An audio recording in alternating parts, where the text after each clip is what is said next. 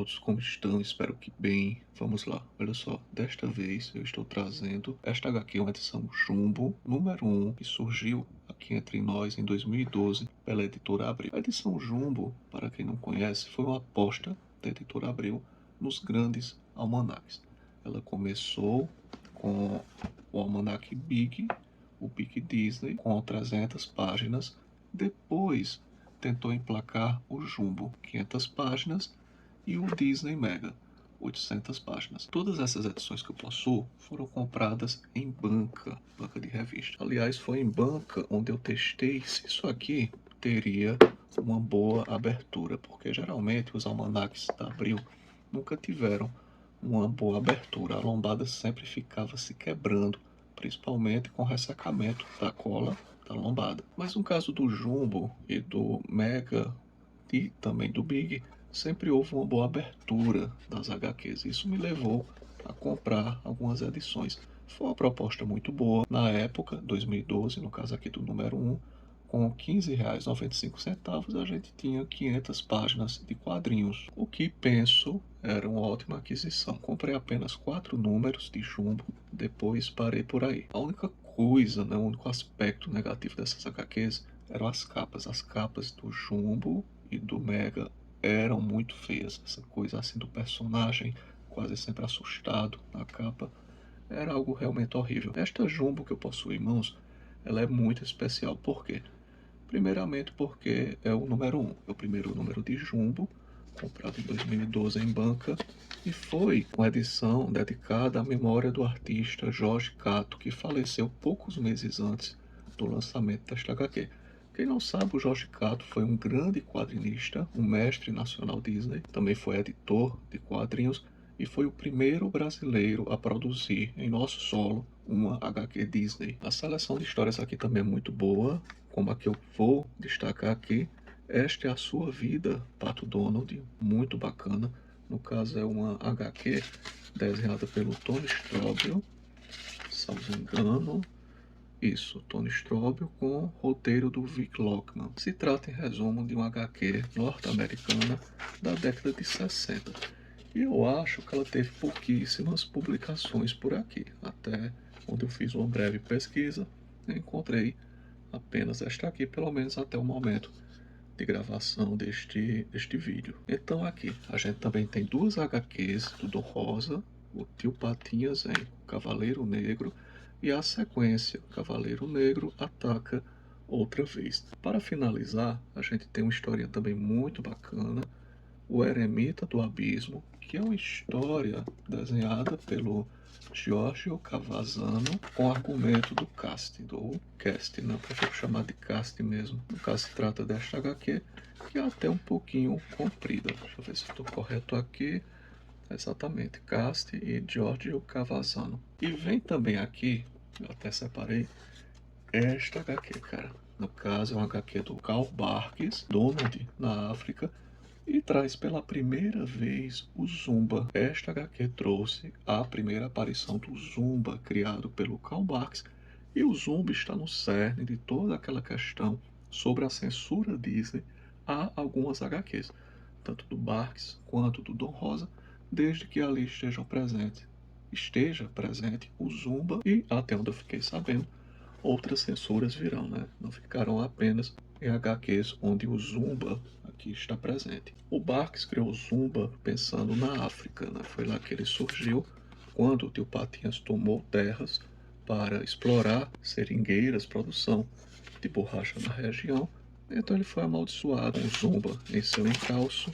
Só que aqui o Zumba acaba entregando o boneco de voodoo com espeto envenenado ao Donald, porque o Donald parece muito o Tio Patinhas quando jovem. Essa recordação que o Zumba tem. Aqui também é destacado que o Zumba não é bem um morto-vivo. Na verdade, os chefes tribais pegam algumas pessoas e os dopam, envenenam de uma forma, dão ali um coquetel de drogas para que aquela pessoa possa ficar vagando sem se cansar, sem precisar de sono, sem precisar comer, indefinidamente pelo resto da vida e sem se deteriorar fisicamente. É uma historinha bem bacana.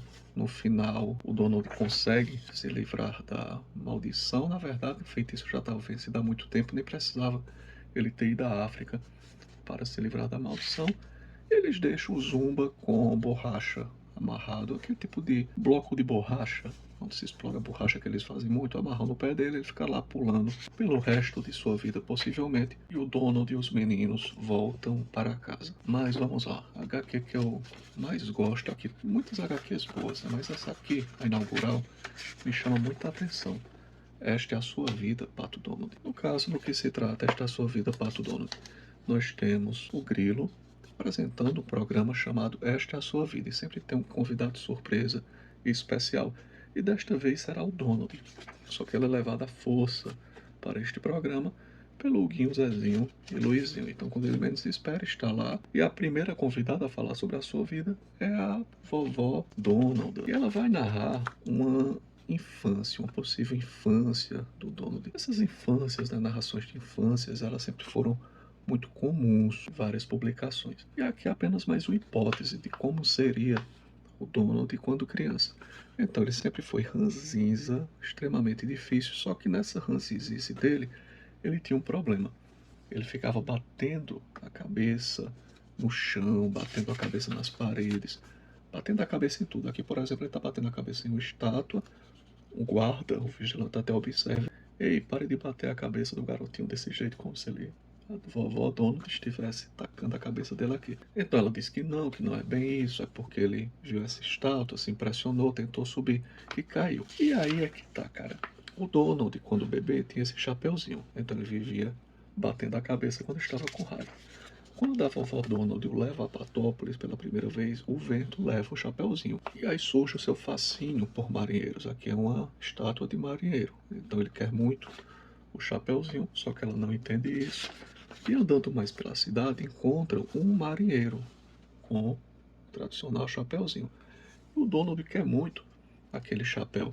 Como ela ajuda a identificar sem querer que existe um vazamento de água que pode causar um naufrágio no navio, acabam deixando ele ficar com o chapéu. Então ele fica feliz da vida com o chapéuzinho. Continua muito ruim, muito ranzinza, muito chato. Só que agora ele não bate mais a cabeça em lugar algum, porque ele tem medo de estragar o gorrinho. E tá ele aqui com o gorrinho. E aí deram origem para o famoso gorrinho do Donald.